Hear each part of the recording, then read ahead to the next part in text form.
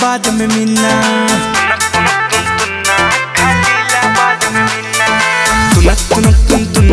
खलीलाबाद में मिलना खलीलाबाद आओगी मांगूंगा तुमसे चुम्मा।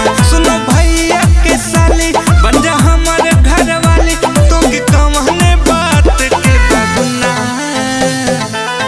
तुनक खलीलाबाद में मिलना तुनक संत कबीर नगर में मिलना।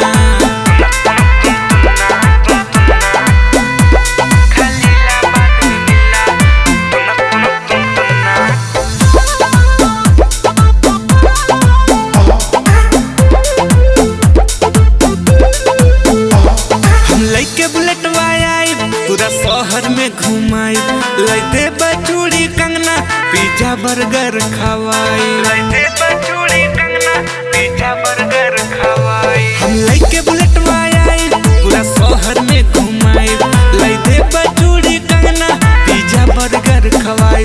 सुनो भौजी की बहना मेरे दिल में ही रहना तो के कौन बात के बगुना तुनक खलीलाबाद में मिलना तुनक संत कबीर नगर में मिलना। खलीलाबाद में मिलना